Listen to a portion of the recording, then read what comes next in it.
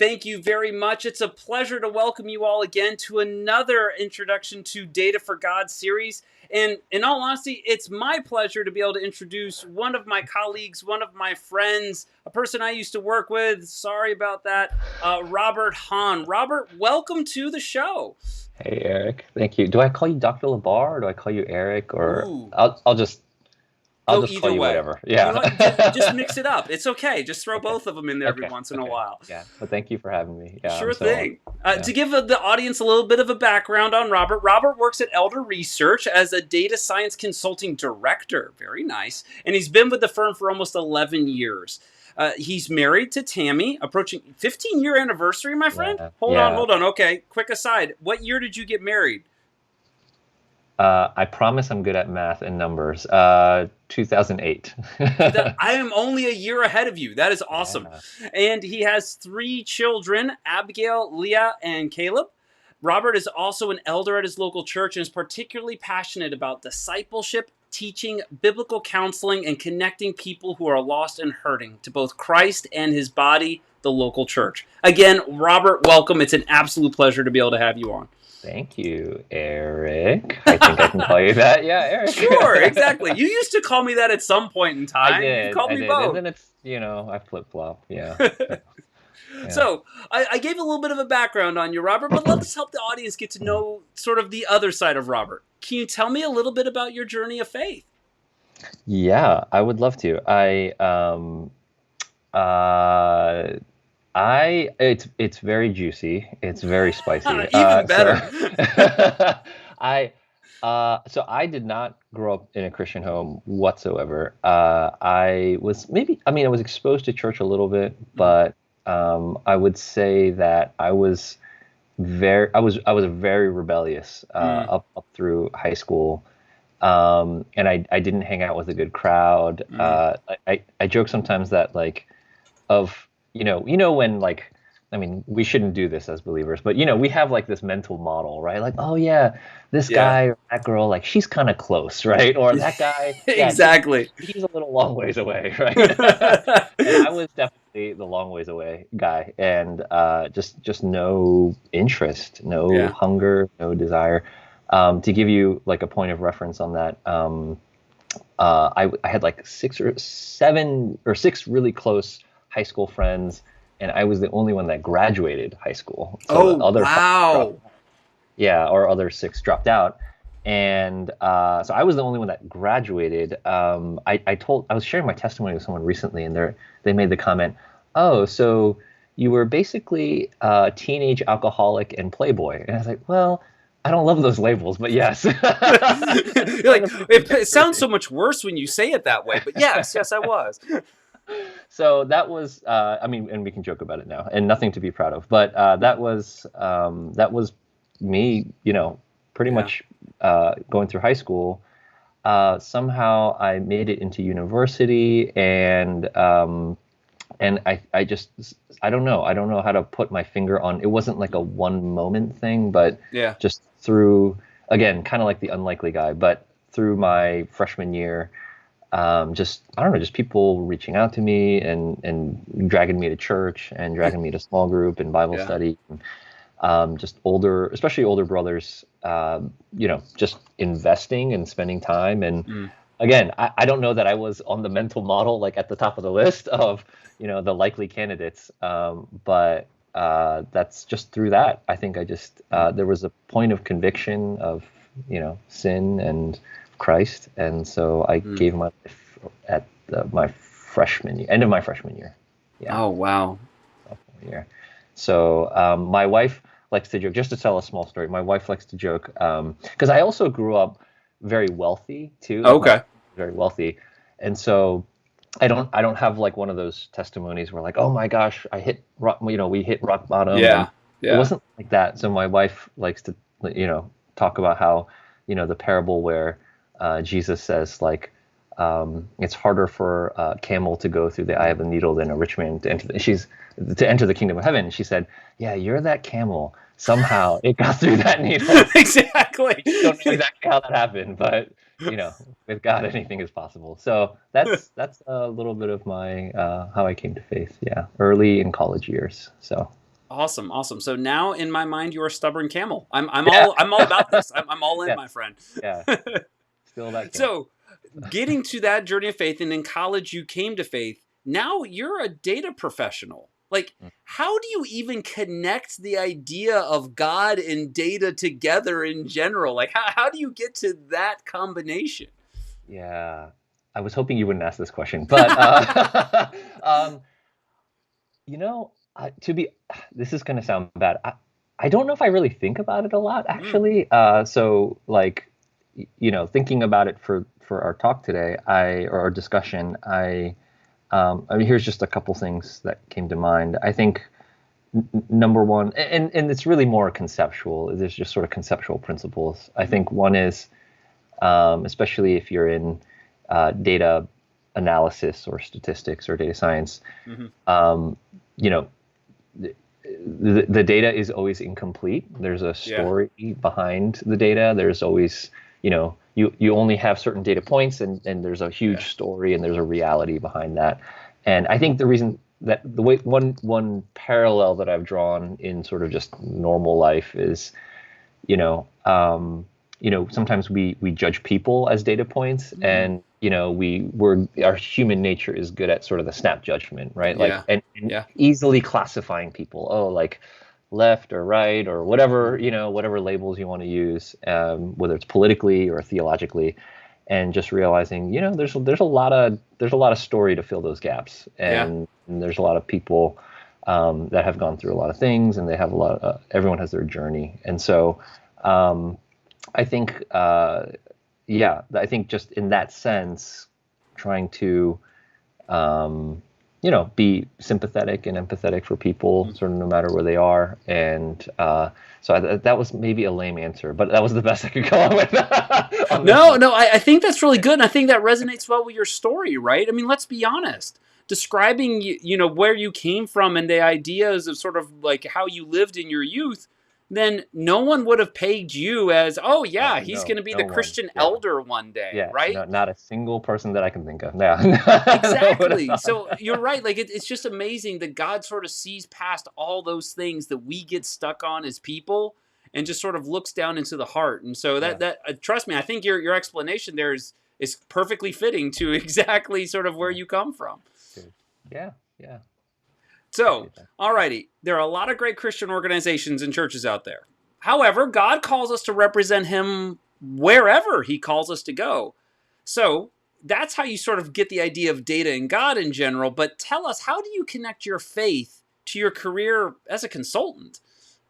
Yeah, that's a good one. And man, so I've been in the workforce for, I don't know, somewhere between 15 and 20 years, Mm-hmm. and I struggled with it on day one, and Mm, I still struggle with it now. So it's true.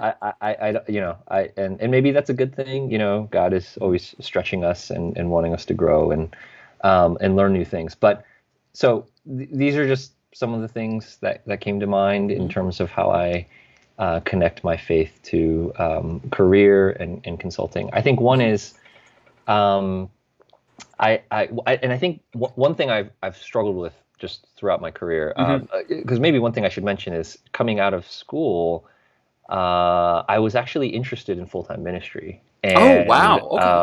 so I was really wrestling with whether to kind of dive into that, Mm-hmm.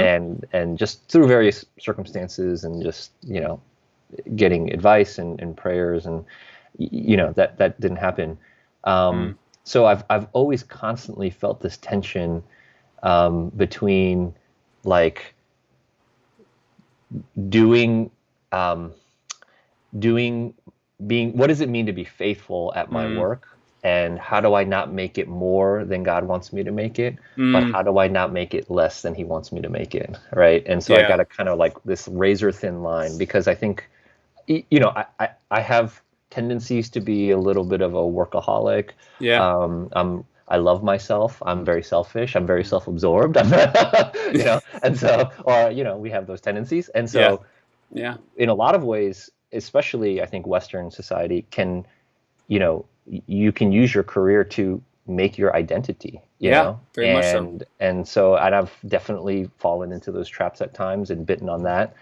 And it also takes a lot of time and time away from family, church, ministry, Hmm. people. And so I don't want to make it, I've struggled to not make it more than God wants me to make it. Hmm. And then on the flip side, more recently, maybe in the last 5 years, like not making it less. Like I Yeah. don't just clock in, clock out, and I'm a terrible example at work, and I hate people, and I, just hate my clients, and, service, whatever, humility, whatever. So really, really, being a faithful professional, Yeah. being good at my job, being, kind, and bringing biblical principles into the work and how I Mm. relate to my clients and relate to coworkers and investing and everyone on their journey of. I'm very lucky to have some coworkers that are believers, which is Yeah. wonderful, and we get together, and then some that are totally not believers, and that's Yep. wonderful too. And just being in touch with the struggles of the world, Yeah. and the brokenness of the world, and so that's I think about that a lot. I think about it constantly, actually. I think Hmm. about whether I'm swaying one way or the other too far, and just every day just wanting to be faithful and please God in the way that I sort of walk down that line. And so I'm still struggling with it all the time, and or at least just Yeah. constantly thinking about it and evaluating and making sure Hmm. my wife is good, from an outside perspective, and Yeah. and how I'm conducting myself. And so that's a lot of it is on my mind quite a bit, Yeah. yeah, and even today. So yeah. Well, I mean, you even mentioned the idea of being humbled. I mean, in my mind, what better career to be humbled in than consulting, where you're called to literally serve other people all day long, right? I, I had something written that I on like a post-it note that I wanted to make sure that I wrote, and I want to say this, maybe and of all the two people that are going to listen to this, me and you, and maybe my wife, if I can, I'll say, I mean, I you got your listen to it. wife, your mom. I mean, come on now, right? Yeah, four. So, um, but it's something that I think my pastor said years ago in a different context, and it's something like I hold really close to the chest, and it is about service and Christ's example of washing feet and the cross and all the other ways Yeah. that God has sacrificed. But the quote is, every Christian Yeah. says they want to be a servant Mm. until they're treated like a servant. Yeah. And Yeah. and so just this idea that of the gospel and the Hmm. undeserved nature of it, right? And so Yeah. I don't serve my clients only when they're really nice to me, or Yeah. I don't serve my coworkers or my boss or my subordinates Hmm. particularly when they deserve it, but it is out of just sort of the generosity of Christ, Yeah. that we're constantly serving and taking it in the chin once in a while when we need to, and going above and beyond for our Yeah. clients, and just even in that way, being a good example. And I'm really appreciative for many colleagues at Elder Research and beyond Mm. that are fellow believers that really just encourage me to do that. So yeah. That's awesome. That's awesome. All right, we've talked about struggles enough, right? Let's flip it. Let's get happy as we finish this off. So, what is one big blessing you have had in your career because of your faith? Yeah, yeah. Well, I would say two things come to mind quickly. Hmm. One is, I mean, just meeting so many different people and so many different types of people. Even gosh, I know, Even but me. Throw me at the end of the even list. you, Trust me. yeah, I'm kidding, of course. But especially you. I mean, just meeting I've just through these weird divine things that I could have never planned. Like we've been able to, through our work, do work for like Christian nonprofit That's organizations, awesome. that and meet people and propel Mm. organizations to be data driven, to support missions or the Great Commission or whatever it is that Hmm. they're doing. Um, and that's been like really cool. Like I just didn't expect that. Like I didn't Yeah. expect that to converge at any point. And then also other believers in the workplace, but also like non-believers, and just like Hmm. you just meet so many people. And one thing, going back to that story about jumping into ministry right out of undergrad, like I see the value for myself in um, like one maybe small reason why God, didn't do that for me is just having touch points with so many non-believers Yeah. and not like in some sense not forgetting my past, but also just meeting tons of people with tons of different worldviews and pasts and experiences, and just it's been a huge blessing. Whether I'm explicit about the gospel Yeah. or not, just nudging people along in different Mhm. ways, and directly or indirectly, being discipling or being a part of their lives. That's one thing.